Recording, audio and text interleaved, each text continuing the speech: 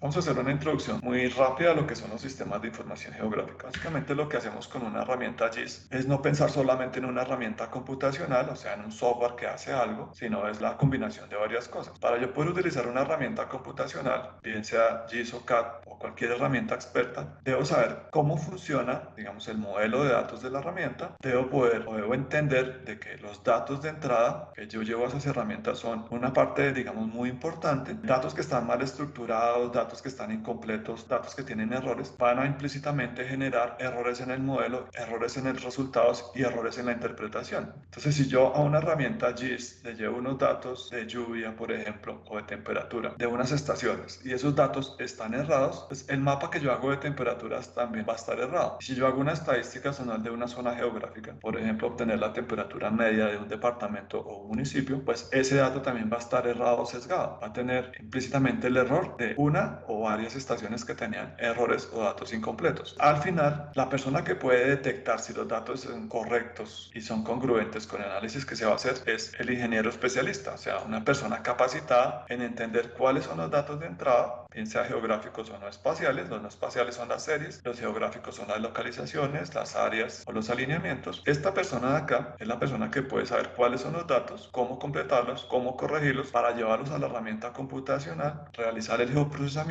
obtener resultados y poder confiar en esos análisis y en esos resultados. Esta capacitación es la que van a obtener en este curso. Las herramientas computacionales ya están y los datos los vamos a ir recopilando y los vamos a ir analizando para saber si están completos, si debemos excluir algunos datos que son atípicos, que están incompletos. Eso lo vamos a aprender a hacer también en esta clase. Y algo muy importante también, cuando vamos a trabajar con modelos, con miles de millones de datos y con geoprocesos muy complicados, pues necesitamos tener una máquina que tenga las prestaciones para poder realizar esos análisis. Actualmente los GIS pueden ser instalados en cualquier tipo de computador, pero cuando voy a hacer modelos muy complejos que necesitan muchas horas de procesamiento y producción de gráficas de alta resolución y generar videos de resultados de modelación, pues para eso necesito unas máquinas más robustas. Para estas herramientas generalmente se recomienda pues tener una máquina que tenga tarjeta aceleradora de video, mínimo 8 GB de RAM, preferiblemente tener un disco de estado sólido donde esté la aplicación instalada, los datos en el disco mecánico o en el disco rígido y tener un procesador que no sea U. Los procesadores U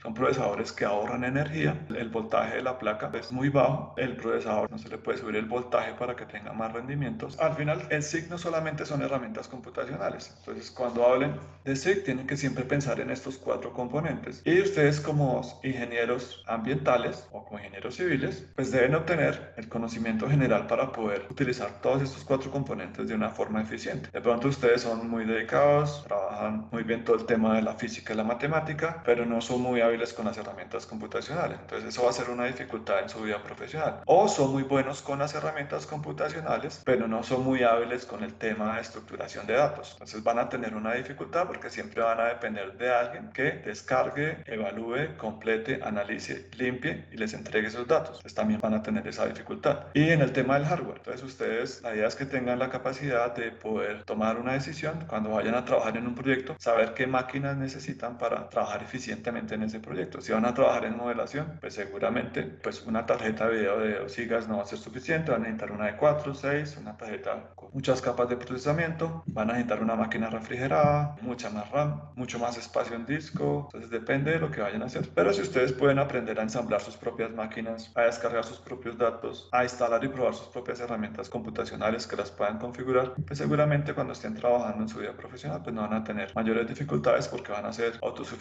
en estas cuatro líneas. Dependen también de otras personas para todo el tema de datos, pues es complejo porque eso retrasa, cuando van a hacer un estudio, retrasa todo el proyecto. Hay que trabajar obviamente con otros profesionales, pero yo debo tener la capacidad como ingeniero ambiental de poder estructurar todos los datos, saber qué herramientas voy a utilizar computacionales, qué geoprocesos y cuáles son los análisis que voy a hacer y para qué los hago y qué pretendo obtener, qué decisiones voy a tomar. Básicamente al final la ingeniería ambiental y los estudios de impacto ambiental es tomar decisiones. ¿Qué pasa pasa si con estos datos hago este modelo? ¿Qué pasa sobre este territorio, sobre este ecosistema? ¿Qué pasaría si yo hago este cambio? Poder modelar todos esos escenarios y decir, no, la mejor opción definitivamente es esta, basada en estos datos y utilizando estos modelos. Básicamente eso es lo que ustedes van a hacer como ingenieros ambientales. Los GIS, como estaban leyendo, es igual que un sistema acá, trabaja por capas. Las capas son ordenables, pero las herramientas GIS tienen una singularidad y es que las capas geográficas únicamente pueden tener una única geometría nativa. No es como en el CAD. En el CAD yo puedo tener una capa y en la capa puedo tener puntos, líneas, polígonos, objetos, etiquetas, metadatos, imágenes, todo en una sola capa. En GIS no pasa eso. En GIS yo necesito tener segmentado o fraccionado los datos dependiendo de su geometría nativa. ¿Qué quiere decir eso? Que las capas vectoriales en GIS deben ser o de puntos, o de líneas, o de polígonos. No hay una capa geográfica en GIS que tenga las dos o tres geometrías nativas. ¿Por qué funciona de esa forma los GIS? Es para poder estructurar los datos de una forma espacial que sea congruente con el geoprocesamiento que se va a utilizar. Entonces siempre están estructurados por capas, pero las capas vectoriales son independientes, o es de puntos, o es de líneas, o es de polígonos. Y hay otro tipo de datos que son los datos grillados o las imágenes, raster, que hay algunas, que son celdas, son fotografías, pero con georreferenciación. Entonces tenemos datos vectoriales y datos raster, sin importar el modelo geográfico.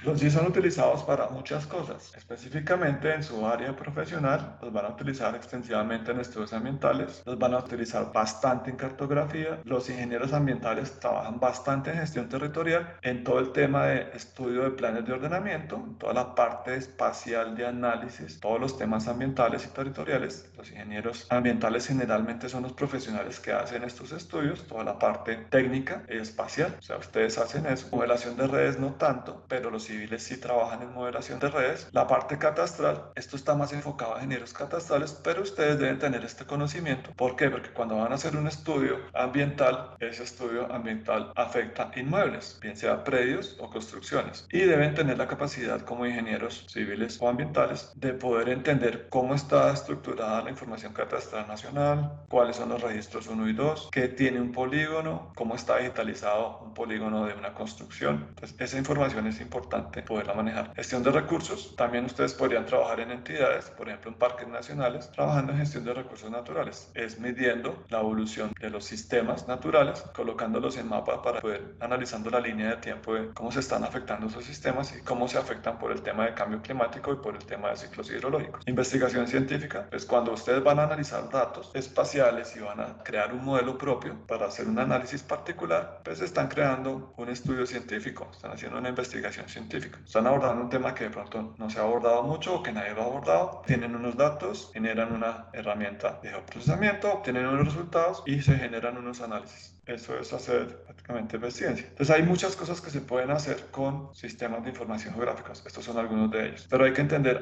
dos diferencias importantes entre qué es la geografía y qué es la información geográfica. La información geográfica son todos los datos espaciales que están volcados en capas geográficas o en imágenes o en mapas raster. La información geográfica simplemente es una abstracción. Es una foto que yo tomo de un instante en particular. Entonces, si yo tomo una fotografía satelital de, por ejemplo, Mocoa antes de la avalancha, eso es información geográfica de un estado en particular. Y si voy a tomar la misma fotografía aérea después de la avalancha, estoy tomando una foto de otro instante de tiempo. Es el mismo lugar, pero cambian las condiciones del terreno dependiendo de la época. Entonces, básicamente lo que hacemos para representar un sistema geográfico es hacer una abstracción representando, por ejemplo, la superficie del terreno en instantes de tiempo. La geografía es dinámica. Entonces, acá la geografía está cambiando constantemente, los ríos se están moviendo constantemente, la tierra se está moviendo constantemente, las coberturas vegetales crecen o se anegan dependiendo del cambio en el tiempo. Entonces, la geografía es completamente dinámica. Entonces, si ustedes los contratan para hacer un estudio de un parque nacional, por ejemplo, para analizar todo el tema de coberturas y hacen el estudio hoy y entregan el estudio, pero resulta que durante el tiempo del estudio ya habían levantado los datos y justo en ese instante se produjo un incendio, pues las coberturas vegetales que estaban analizando ya no son las mismas, perdieron algunas coberturas. ¿Qué quiere decir? Que el estudio ambiental deberíamos actualizarlo porque la información geográfica que teníamos ya está desactualizada. Entonces la geografía es dinámica, la información geográfica es, la información base es mucho más estática y obedece a un instante de tiempo. Entonces siempre que hacemos estudios ambientales, hicimos el estudio, lo entregamos hoy, recibió satisfacción, viene una avalancha y ya no es el mismo río que estábamos analizando, es un río completamente diferente. Entonces el estudio ambiental era acorde a las condiciones específicas de la geografía del momento en el que se tomaron los datos. ¿Listo? Eso deben tenerlo bastante claro. Entonces la información espacial debe cambiar a medida que la geografía va cambiando. Bueno, ¿para qué más me sirve? Para representar mapas en 3D, para hacer modelos de mapas, para hacer publicaciones en internet, para hacer modelos 3D. Los SIG sirven realmente para muchas cosas. Básicamente, la ventaja de los SIG es que me permiten estandarizar la información espacial para tener todo asociado a un único sistema de proyección de coordenadas general para un grupo de capas o para un proyecto. Y eso me da una facilidad, y es que yo puedo prender y apagar capas y van a estar espacialmente localizadas donde tienen que estar localizados esos datos. Entonces, ¿qué es la georreferenciación? Es tomar datos que están en una localización específica y proyectarlos espacialmente con un sistema de referencia. Básicamente eso es colocar una coordenada en algún lugar, que es lo que tenemos en el Google Maps. Entonces colocamos, en este caso, por acá, vamos a buscar el observatorio astronómico. Entonces por acá en el observatorio astronómico de Bogotá hay una placa, que es la placa de origen de la zona Bogotá. Ahí colocamos un centroide, que es una coordenada. Decimos, acaba de haber un punto de referencia. Y todo lo que yo analice con respecto a ese punto de referencia, que es este punto rojo, va a ser una coordenada relativa a ese punto. Eso es hacer una georreferenciación, utilizando un sistema de proyección. Básicamente, el sistema de proyección, ¿qué es? ¿Cuál es esa coordenada de ese punto rojo, con respecto a algo que sea mundial? Ese algo mundial es algo que está por acá, en el Reino Unido, que es el meridiano cero, que está como por acá. Entonces por acá tenemos algo que se llama el meridiano cero, y Colombia está menos 74 grados porque está al oeste de ese meridiano. Ese punto está a menos 74 grados de ese meridiano de acá. Y acá tenemos el Ecuador, la línea del Ecuador. Entonces por acá hay una línea que es el meridiano cero, y la intersección con el Ecuador me da un punto por acá. Ese punto es el punto de referencia que se utiliza para definir la localización de los sistemas de proyección. Entonces cuando estamos acá viendo una imagen, esto es una proyección geográfica. ¿Por qué? Porque estamos teniendo en cuenta la curvatura de la Tierra.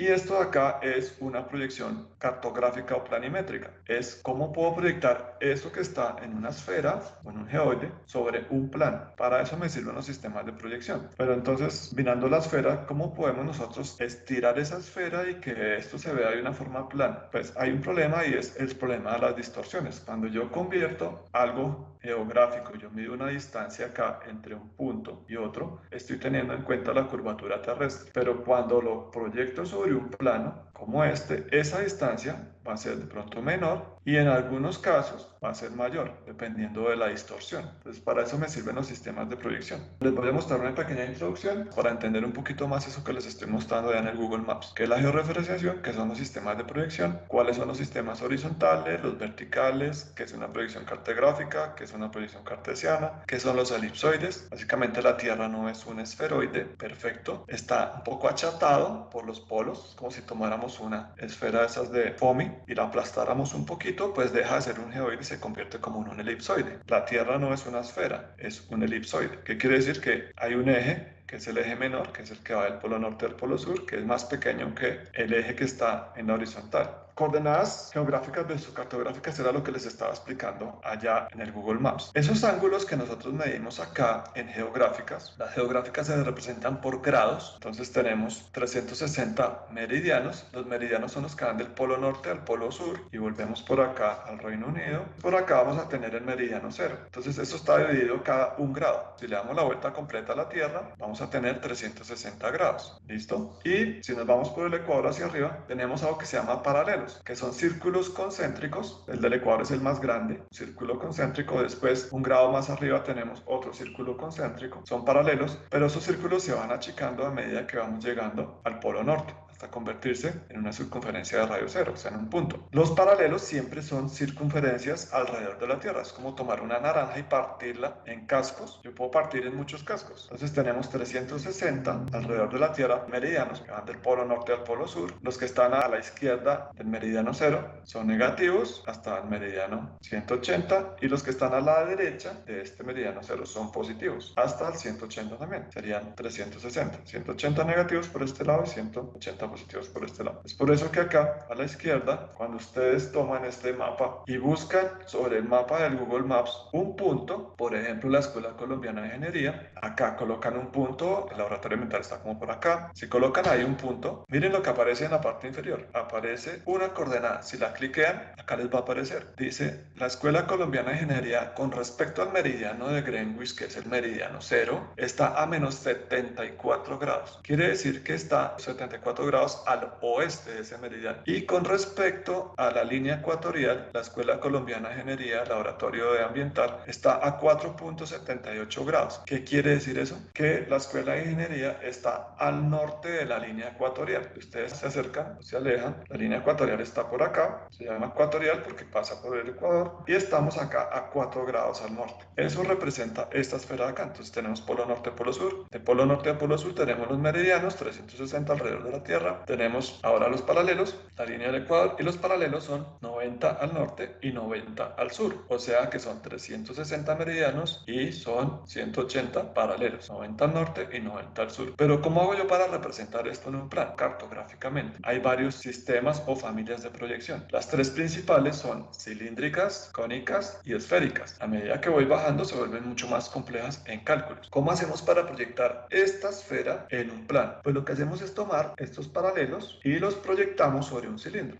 Este paralelo, que era pequeñito, se proyecta sobre este cilindro, pero el problema es que se va a distorsionar porque estas circunferencias concéntricas al ecuador van disminuyendo a medida que vamos llegando a los polos. Pero acá en la cilíndrica tienen el mismo tamaño. Quiere decir que hay una distorsión grandísima en la medición. Entonces, cuando yo mida en cartográficas, distancias muy grandes van a tener un error muy grande. Y el otro tema es el tema de los ángulos. Si ustedes se dan cuenta, acá en esta forma, los ángulos no son de 90 grados. Acá tampoco, miren. Si ustedes revisan esto, a medida que yo voy subiendo, el ángulo se va volviendo mucho más agudo, más pequeño, ¿cierto? Si estoy en el ecuador, meridiano con paralelo, ese ángulo es de 90 grados. Pero si voy subiendo un poquito, un grado hacia el norte, en el siguiente paralelo, este ángulo ya no es de 90 grados. Se va achicando y acá se va volviendo muy pequeño hasta llegar a cero. Pero acá en la proyección cilíndrica estamos diciendo que todos los ángulos son de 90 grados. Entonces, eso es un problema cuando hablamos de precisión. Hay algo que se llama los sistemas de proyección geográfica localizados, y es definir zonas geográficas pequeñas en los cuales yo puedo hacer la proyección y que esa distorsión y ese error no sea tan grande cuando mida planimétricamente o cartográficamente, o sea, sobre un plan. Miremos por qué existen las cónicas. En las cónicas yo podría hacer lo mismo, des en cuenta lo que pasa acá. Entonces, si yo recorto este cilindro me va a quedar de esta forma, pero los ángulos son de 90 y voy a tener mucha distorsión en la medición. Si lo hago con una cónica, si yo proyecto este cilindro sobre un cono, pues miren que la proyección va a ser muy parecida, excepto acá en el centro, muy parecida a las circunferencias concéntricas que tengo acá o acá en el geográfico. Al abrir ese cono voy a tener ángulos más parecidos y distancias más similares, pero el problema es que utilizar cónicas es muy complejo para el tema de las proyecciones al vuelo. Es muy difícil hacer una proyección rápida de elementos. Y ahora, si quiero que esos ángulos sean mucho más precisos y que las distancias sean mucho más finas, podríamos utilizar esféricas. Entonces, las esféricas se proyectan sobre una circunferencia, no hay que recortarla, ya queda proyectado, y estos ángulos sí se parecen a los ángulos que tengo acá. Los ángulos sí son, acá se vuelven 0, acá son casi 90, y las circunferencias conservan su longitud, o sea, los paralelos conservan su longitud perimetral. Anteriormente, cuando nacieron los GIS, esos cálculos se debían hacer con herramientas especializadas para poder hacer la conversión, porque esas mediciones que hacemos en grados son con respecto al centro de la Tierra. Es el ángulo que se forma, estos grados es el ángulo que se forma entre el centro de la Tierra y un punto particular. O sea, si agrandamos acá, ese ángulo que estamos midiendo, el centro de la Tierra, aquí está la circunferencia, está como por acá. Entonces, si yo quiero saber acá en Colombia, en Bogotá, cuál es el ángulo, entonces tengo que medir con respecto al centro de la Tierra el ángulo que se forma acá. Este sería uno de los ángulos. Eso me daría la latitud, y la longitud la mediría con el ángulo con respecto al meridiano de Greenwich hacia ese punto. Entonces, lo que estoy midiendo son dos ángulos. Este sería el primer ángulo, que se mide en grados, y el otro sería con respecto a el paralelo, que sería este ángulo de acá, y también se mide en grados. Esto se llama longitud,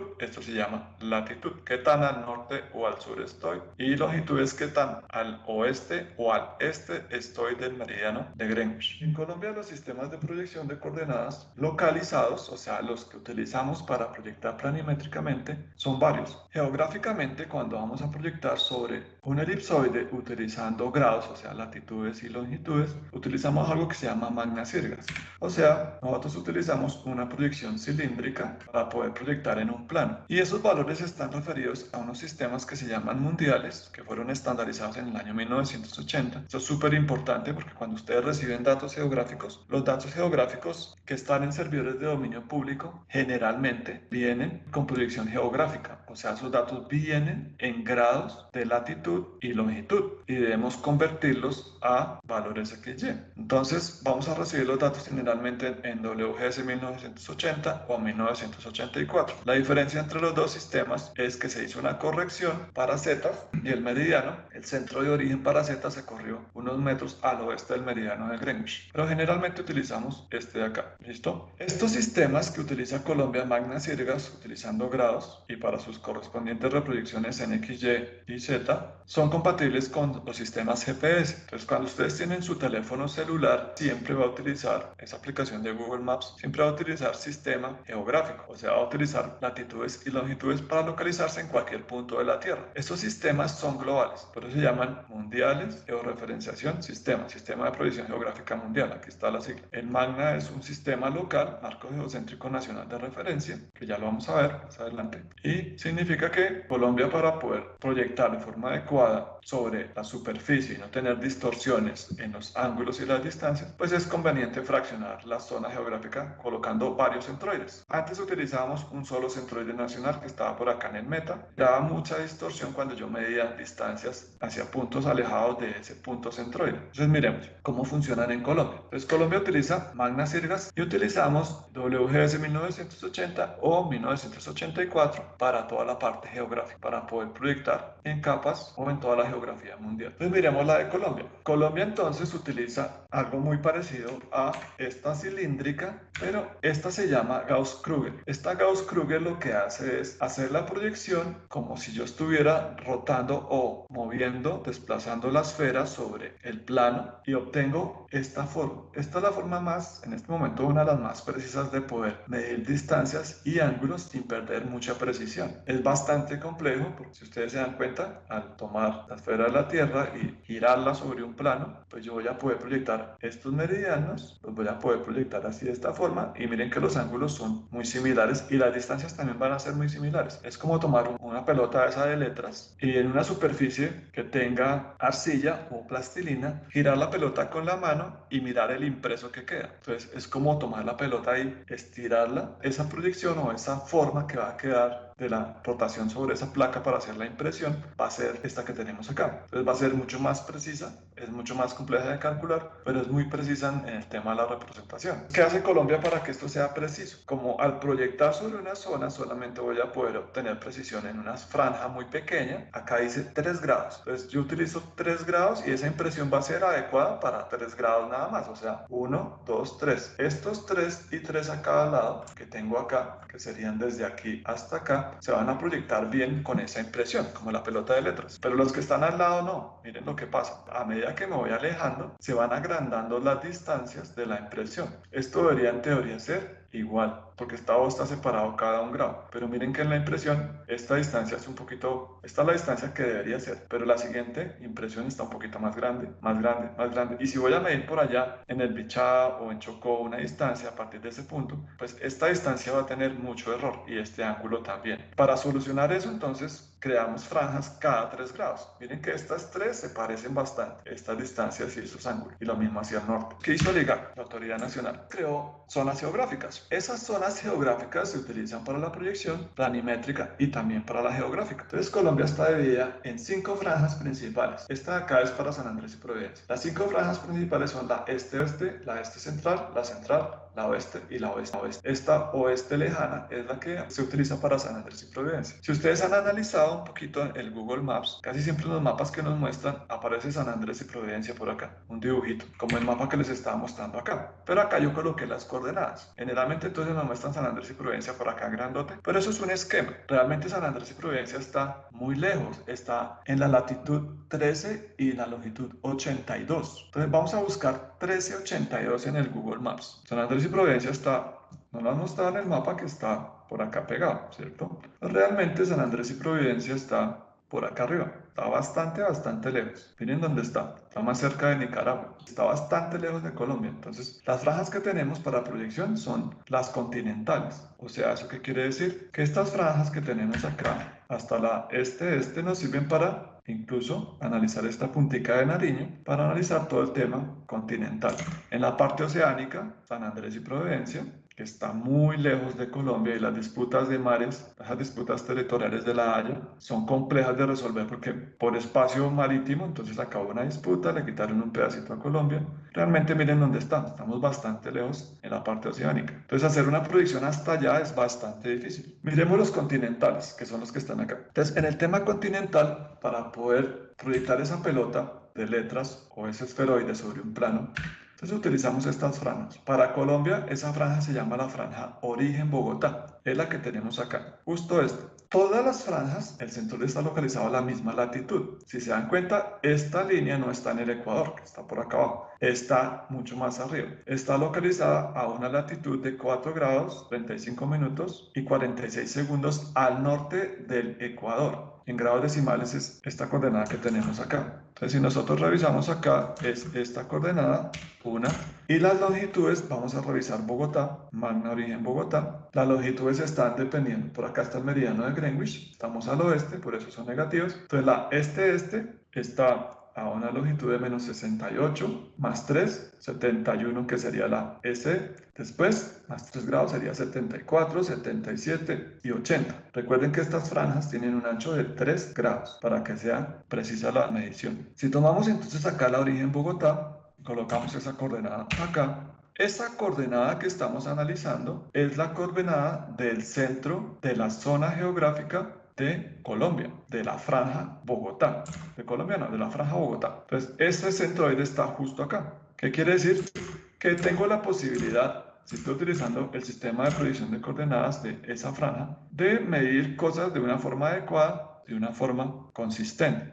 Si se dan cuenta acá en la esfera, hacia el norte las distancias son muy similares, son casi iguales. Esta distancia de aquí hasta aquí es muy similar a esta, a esta, a esta, a esta, pero eso no pasa con los meridianos, ¿listo? Entonces recuerden, Colombia tiene continentales, 5 zonas geográficas, más una oceánica, que es la de San Andrés y Providencia. Aquí tenemos, todas están a la misma latitud. El centroide, estos son los centroides. Acá que coloco 1.000.000, 1.000.000. Entonces, estos serían grados. Y acá lo que hacemos es colocar 1.000.000, para empezar a medir hacia arriba y hacia abajo. ¿Por qué creen que se utiliza para los centroides 1.000.000, 1.000.000? ¿Por qué debemos colocar acá un centroide de 1.000.000 y por qué no colocamos más bien un 0, 0? Sería más fácil poner un 0, 0, ¿no? Y empezar a medir en distancias hasta una ciudad, medir en metros y medir positivos hacia arriba, positivos hacia el este y negativos hacia el oeste y negativos hacia el sur. ¿Por qué decidimos utilizar millón, millón? Acá este centroide le colocamos millón, millón, pero con respecto a esta latitud y a esta longitud. Entonces acá tengo millón, millón. Pero si voy a hacerlo acá, eso también es millón, millón. Y aquí también es millón, millón. Y millón, millón, millón, millón.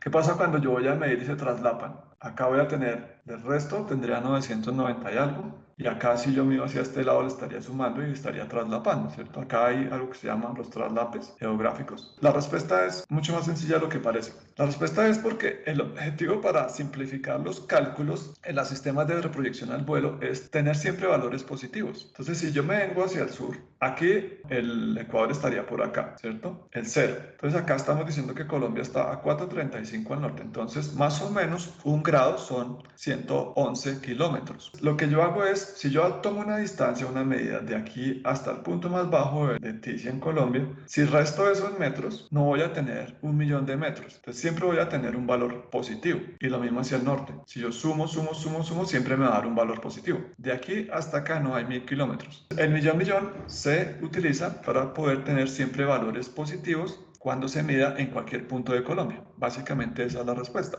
Es para tener siempre valores positivos. Si yo colocara 100.000 y empiezo a restar, acá en algún momento se vuelve negativo y en los sistemas de predicción tener esos valores negativos se vuelve complejo cuando empieza a resolver las ecuaciones. A veces se vuelve indeterminado el valor, a veces no lo calcula bien, el error acumulado se vuelve más grande y por temas numéricos, si ustedes han estudiado un poquito de programación, las variables o los tipos de datos cuando son negativos generalmente obviamente no todos los sistemas tienen la misma precisión. O sea, si tengo un doble y el valor que voy a almacenar es negativo, pues seguramente no es 1 por 10 a la menos 20, sino 1 por 10 a la menos 15. O sea, cuando tengo valores negativos, el error acumulado con valores muy pequeños y en cálculos no es tan preciso si tengo, en cambio, valores positivos. Entonces es más un tema de cálculo computacional y para entender, si yo le digo a alguien, es que estoy en la coordenada menos 100, 1000 puntos 314, yo, uy, pero eso está como difícil de entender porque el valor es negativo, yo no sé si es al sur del Ecuador, porque al sur del Ecuador todo es negativo. Entonces sería bien complejo entender el tema del dimensionamiento mental. El dimensionamiento mental es entender qué tan larga es la distancia para llegar a La Guajira. Si yo les digo a ustedes, son 800 kilómetros, ustedes dicen,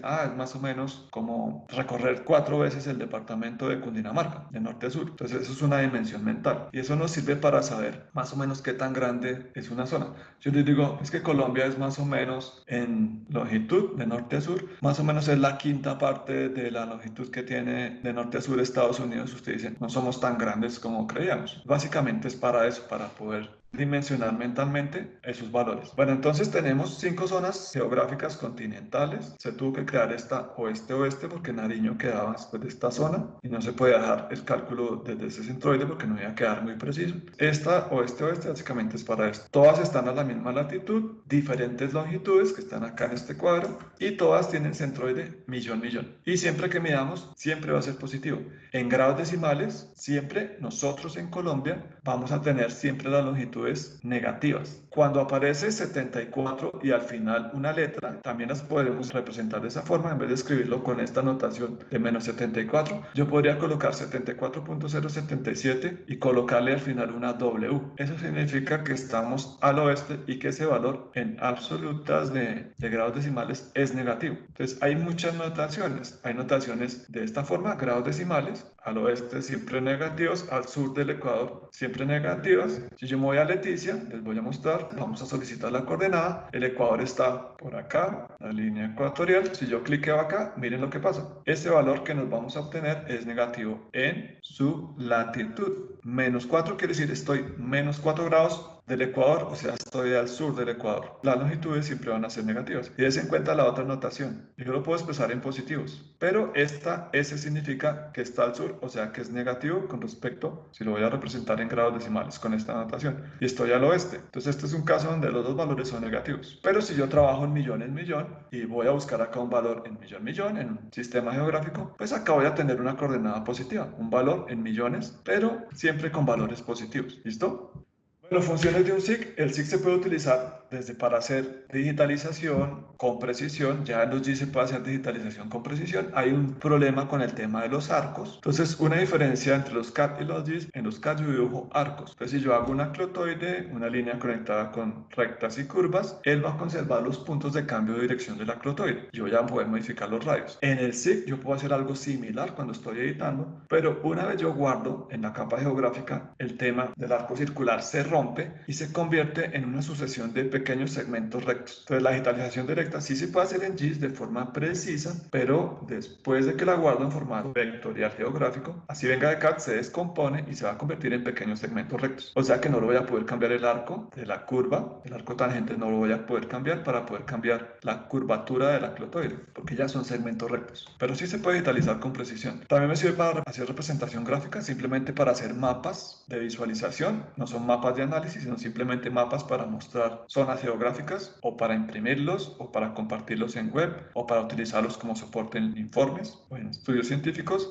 Para manejo de datos, pues puedo utilizar los jigs para transformar la información. Si viene la información geográfica, descargo la capa, por ejemplo, de aeropuertos del mundo y viene geográfica y la quiero convertir en cartográfica para hacer análisis midiendo en metros, entonces los jigs se utilizan para eso, para transformar la información de un sistema al otro. Recuerden que siempre que pasemos a planimétricas vamos a tener problemas de distorsión, siempre. La única forma de que sea un poco más preciso es hacerlo geográfico. Pero las herramientas computacionales, cuando yo voy a hacer cálculos en sistemas de unidades, yo no puedo decirle, no, las unidades son en grados, esas distancias son en grados porque no va a funcionar. Tiene que ser o en sistema inglés o en sistema internacional, o sea, o en pies o en metros, para que funcionen los cálculos. Cuando voy a hacer una interpolación espacial, no puedo hacerlo en grados, no va a funcionar, no va a quedar preciso. Tengo que hacerlo reproyectando a cartográficas y después ir representando espacialmente para que me quede todo en un plano. Después ya lo puedo convertir en geográfico y adaptarlo a la forma de la Tierra para reproyectarlo y lo puedo visualizar. Entonces puedo utilizarlo para transformar datos. Lo puedo utilizar para analizar, seleccionar elementos a partir de otros elementos, buscar cuál es el elemento más cercano, buscar cuál es la ruta más óptima para ir de un lugar a otro, superponer capas. Entonces en un estudio ambiental es muy común de que utilicemos 10 capas, superpongamos todas y hagamos una intersección espacial, obtengamos una matriz gigante con la combinación de todo y coloquemos pesos a esas variables y hagamos un cálculo ponderado. Eso es lo que se hace generalmente en estudios ambientales. Espacialmente, entonces yo puedo utilizar los GIS para hacer zonas de influencia, colocar un punto, por ejemplo, un punto en donde estoy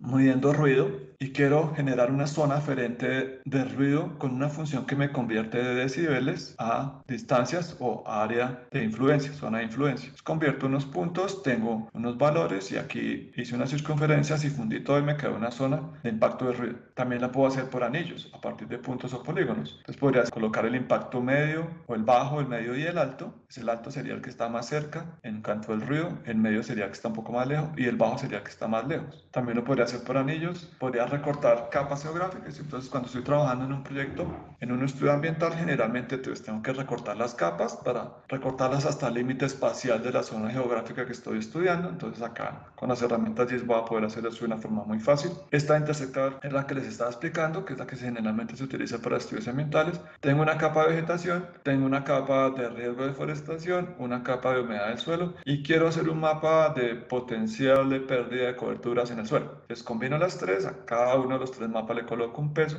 y acá en estas zonas combinadas voy a tener esos valores compuestos y aquí podría calcular los indicadores. Eso también lo podría hacer a través de una combinación, pero esta zona geográfica de acá no tendría la combinación de los dos, este pedazo. Esta tajada de acá sí, esta tajada sí, esta no y esta tampoco. Entonces la que tiene los dos datos combinados es la de la intersección. Estas dos van a tener las propiedades del círculo y de los dos polígonos. Acá estas dos van a tener todas las propiedades, esta va a tener sus propiedades propias y el círculo, este pedazo de acá va a tener las propiedades propias de esa zona. Entonces depende de lo que vayamos a hacer, utilizamos intersecar o combinar. También hay herramientas para fusionar. Entonces descargaron información espacial, hicieron por ejemplo la segmentación del proyecto en varios grupos de trabajo y después necesitan unir todo. Entonces acá pueden fusionar todo, reproyectarlo y unir todo en una única capa espacial para tener capas únicas. Pueden disolver, por ejemplo, pueden disolver predios a zonas geográficas. Con esos predios, incluso desde el mapa de veredas, podríamos obtener los límites municipales y con los límites municipales podríamos obtener los límites departamentales y con los límites departamentales podríamos tener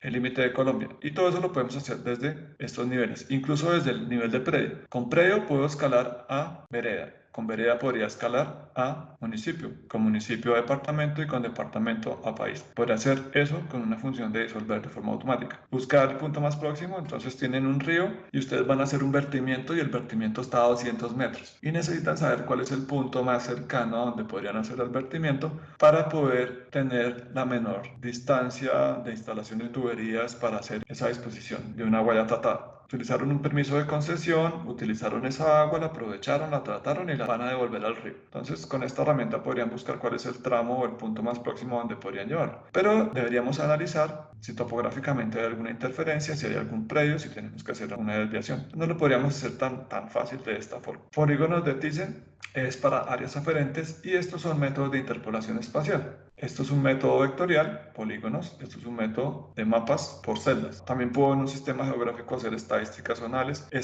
zonales como tabla. A un GIS le puedo preguntar cosas. Básicamente cuando estructuramos un sistema de información geográfica es para preguntarle cosas, decirle qué hay en este punto. Me dice, hay un tanque de almacenamiento. ¿En dónde está? Está en esta coordenada. También le podría preguntar, bueno, y eso en grados decimales, o sea, en latitudes y longitudes, ¿en dónde está para ir a buscarlo acá en el Google Maps? ¿En dónde está ese punto?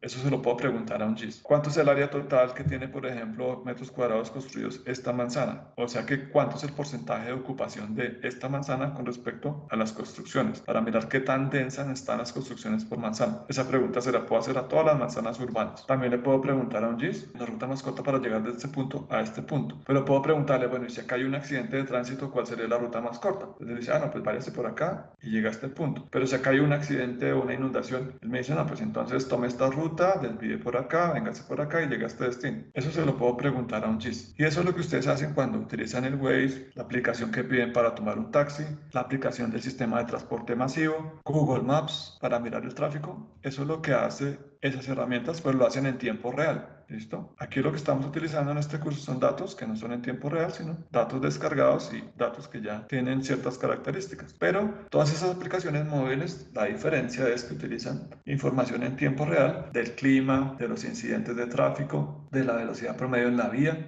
Pues por eso es que el Waze dice, pues tomen esta ruta para llegar a este punto, o cuando toman su aplicación de taxi. Por eso es que cambia la ruta, para buscar la ruta más eficiente en cuanto a tiempo para llegar de un punto a otro. También puedo preguntarle qué relación existe entre este paso de vía y esta línea que tengo acá. Entonces me dice, es un río que está interrumpido por un paso de vía, entonces seguramente acá hay un puente. Y también puedo preguntarle a un GIS, ¿qué pasa si tengo este predio y lo convierto en un predio de expansión urbana o lo hago parte del casco urbano y le pongo 200 viviendas? ¿Qué va a pasar con la densidad urbana? ¿Qué va a pasar con la planta de tratamiento? ¿Qué va a pasar con el sistema de alcantarillado? ¿Qué va a pasar con la presión del sistema de acueducto con esa nueva red? Todo eso se lo puedo preguntar. Estas preguntas son las que hacemos cuando estamos haciendo los estudios de ordenamiento territorial. ¿Cómo cambia la densidad si tomamos una decisión? ¿Cómo, en vez de agrandar la ciudad y colocar acá 2.000 casas, por qué no permitimos de que todos estos lotes hagan edificios de 10 pisos para no agrandar el tamaño de la impresión o esa huella urbana?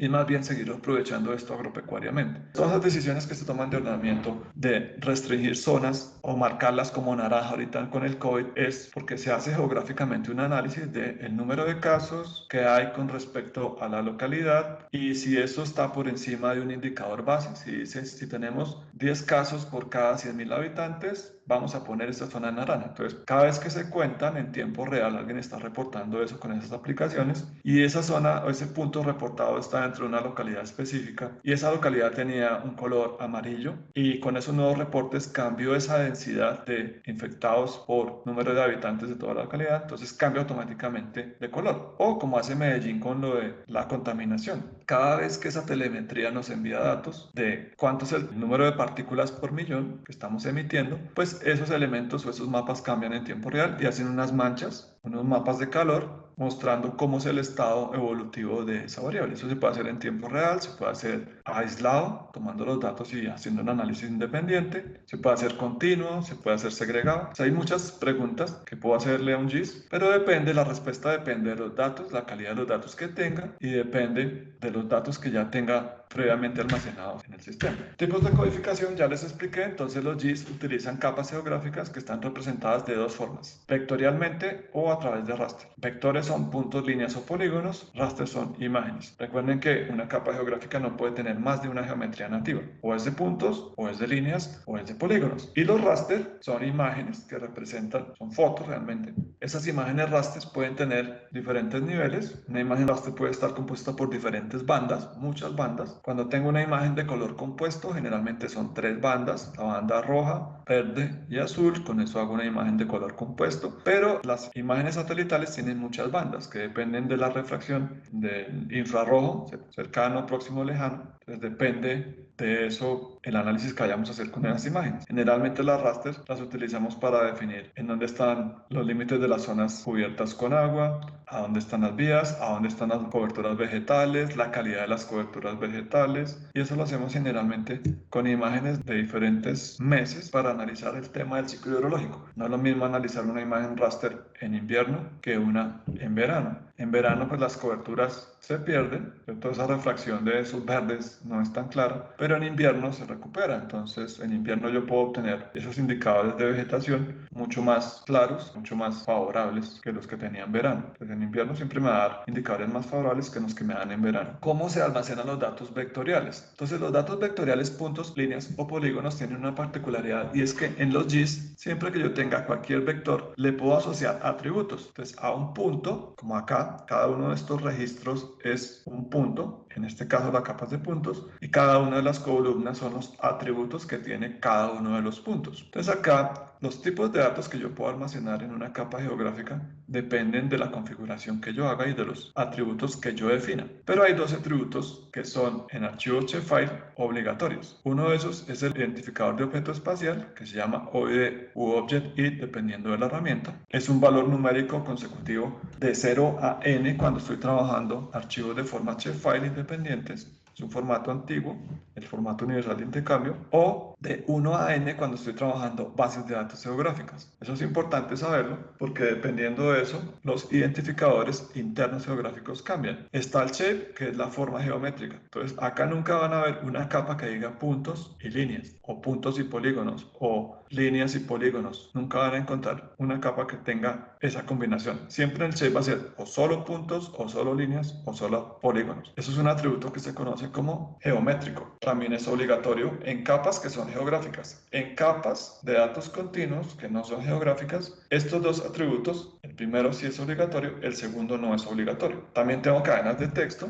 que son strings, una variable básicamente, que es un atributo definido con una variable de texto. Puede tener textos, letras, números o caracteres especiales. Los datos numéricos siempre se van a almacenar a la derecha. Y esto de acá, esto es un campo de objeto, es como una cadena de texto, siempre está a la izquierda. Las fechas, dependiendo de cómo las definas, si están definidas como un campo de texto o con un formato de fecha, pueden estar almacenadas a la izquierda o a la derecha. Pero recuerden que siempre los datos numéricos están almacenados a la derecha. Bueno, entonces los tipos de datos numéricos pueden ser enteros cortos, largos, valores simples, valores dobles y dependen específicamente de lo que yo vaya a utilizar. Actualmente pues no es tan convencional definir datos simples en capas de datos geográficas. Generalmente cuando vamos a hacer cálculo yo siempre defino todo como doble, pero en algunos modelos de datos hay que definir los datos como numéricos simples, o sea, con valores enteros y decimales con cierta precisión. Los dobles son los que tienen más precisión de todos. ¿Listo? Formatos para almacenamiento geográfico. Entonces, cuando ustedes descargan información geográfica, no información CAD,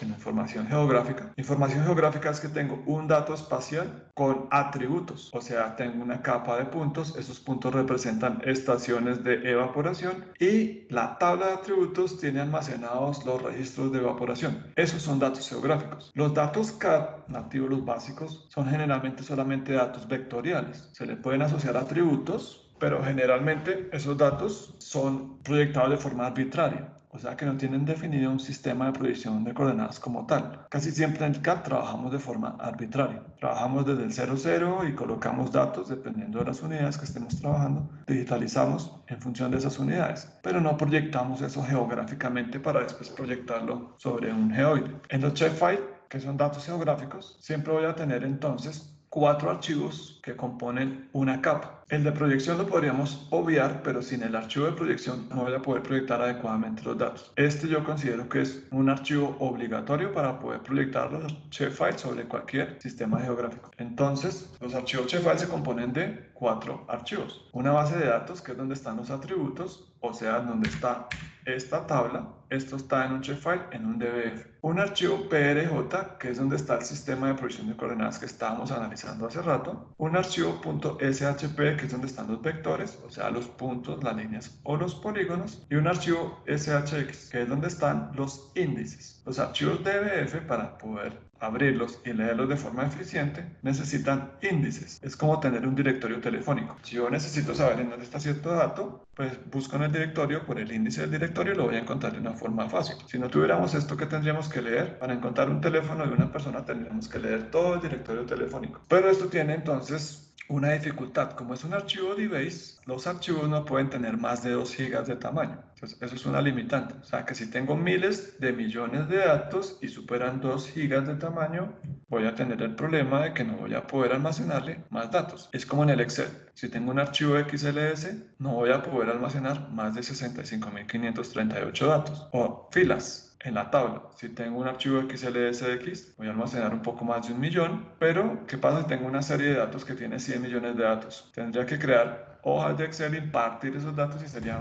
muy difícil manejarlos. En este base sí puedo tener miles de millones de datos, pero hasta un límite de 2 gigas de tamaño. Como esto era un problema con todo el tema de los datos en tiempo real y el Big Data, entonces Esri también se inventó un formato que se llama el formato GDB o formato de base de datos espaciales. Ese formato tiene ciertas particularidades. Una de ellas es que el límite del almacenamiento depende del límite de almacenamiento de la máquina. Pues si yo tengo un disco de 10 teras, La base de datos puede almacenar datos hasta que yo llene completamente el disco. Pero si es un proyecto muy grande, gigante, y son los datos de todo el mundo, como el servidor de Google Earth o de Google Maps o el servidor de Waze, pues lo que hago es tener una granja de servidores de almacenamiento, miles de equipos conectados entre ellos, y sumando todo el espacio de almacenamiento de todas las unidades de almacenamiento independiente, pues voy a tener petabytes, mucha capacidad para almacenar, y esa limitación de almacenamiento es básicamente ilimitada. Y lo tendría que hacer con bases de datos espaciales para que sea limitado y tener un servidor con el tamaño que necesite para el proyecto. Pero generalmente con un disco de 10 teras se pueden almacenar muchos datos y el proyecto es muy complejo y es de un tamaño espacial considerable. Bueno, ventajas de la base de datos geográfica: no necesita archivos independientes. Otra ventaja, como esto que tenemos acá, no necesita este archivo de índices. El archivo de proyección de coordenadas se hace por grupo de capas o por dataset. Entonces, si tengo 50 capas en archivo shapefile, a cada una le tengo que colocar un sistema de proyección de coordenadas. Pero ¿qué pasa si yo actualizo el sistema de proyección de coordenadas? Tengo que ir a cambiárselo a las 50 capas, una por una. En la base de datos geográfica no. Si las 50 capas están dentro de la misma base de datos geográfica y dentro del mismo dataset,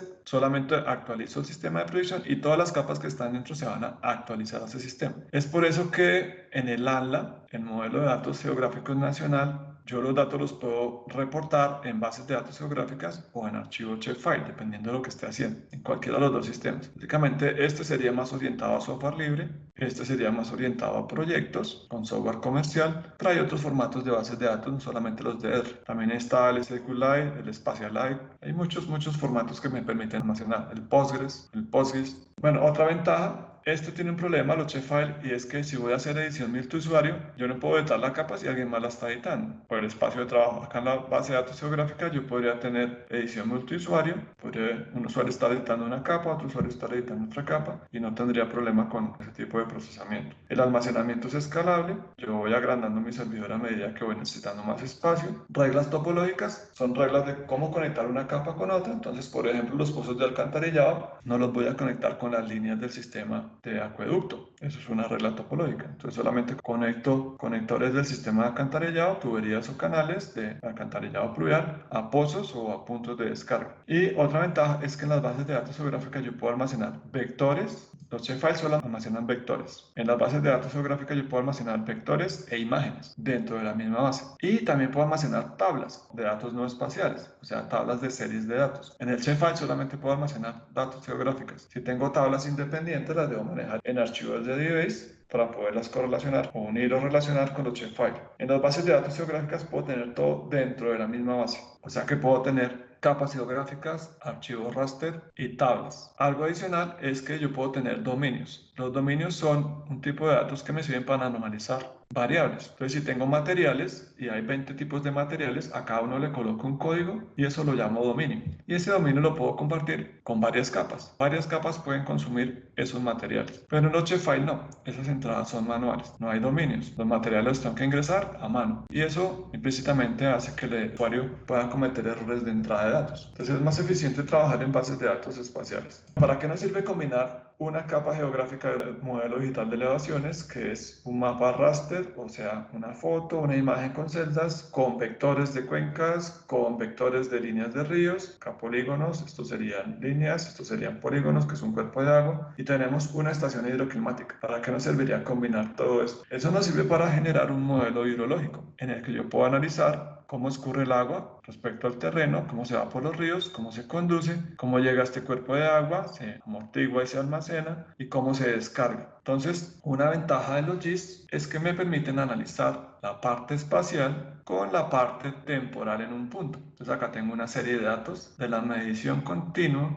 de la descarga de flujo de este cuerpo de agua, que puede ser una represa. Entonces puedo medir el espacio y el tiempo y combinarlos en un único modelo. Los GIS son de los pocos sistemas que me permiten combinar la parte espacial y la parte temporal y hacer modelos con esa información. Eso es una gran ventaja. Tipos de herramientas SIG: hay SIG de escritorio, SIG móviles, clientes SIG. Un ejemplo de SIG móviles es su teléfono celular, sus tabletas, sus computadores también pueden tener sistemas móviles y por acá lo que se llama bibliotecas y extensiones espaciales. Los SIG generalmente vienen con unos paquetes de base. En comercial, si yo quiero hacer ciertos análisis espaciales, necesito agregar lo que se llaman extensiones. En el software libre, eso se llaman complementos. Entonces, dependiendo de lo que vaya a hacer, yo tengo que comprar o instalar ciertos complementos. Hay muchas herramientas de software libre, si se dan cuenta que hay bastantes. Comerciales, esto es comercial, Autodesk Map es comercial, estos son libres, o sea que hay muchas herramientas de software comercial o software libre. ¿Cuándo debo escoger una o la otra? Si yo voy a trabajar en software comercial o libre, pues podría utilizar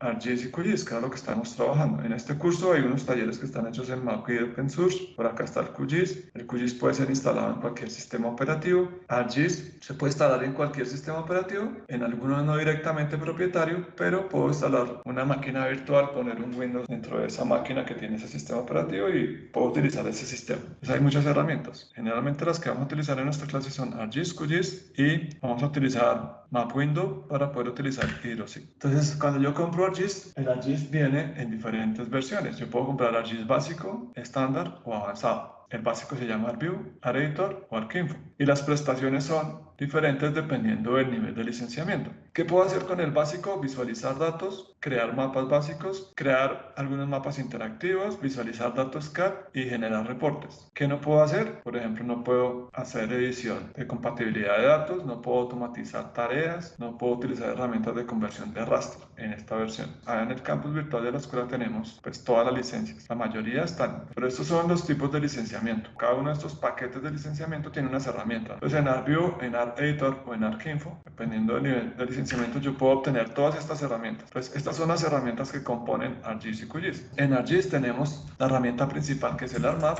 tenemos el ArcCatálogo y el ArcScene. Esas son las tres herramientas principales que utilizamos. Pero tenemos otras herramientas, el ArcGlobe es un visor de datos geográficos, el ArcScene es un visor de datos 3D, este es el visor cartográfico, este es el editor o el administrador de metadatos. Y hay otras carpetas y herramientas. En QGIS tenemos todo integrado en lo que se llama QGIS Desktop. Aquí está todo integrado. Y hay unas herramientas de núcleo que se pueden operar desde la consola, que es el núcleo del sistema QGIS, es GRASS y OSGeo. Esto es libre, esto es comercial, por esto hay que pagar. Esto lo puedo utilizar siempre y cuando coloquen los créditos de uso que utilice QGIS para realizar el análisis. ¿Listo? Entonces en ArcGIS tenemos el ArcMap, ArcCatálogo, ArcReader, ArcScene y ArcGlobe. Esas son las herramientas que componen el paquete de ArcGIS. Y dependiendo del licenciamiento hay unas cosas que sí puedo hacer o no puedo hacer, dependiendo del nivel de licenciamiento que compre del paquete.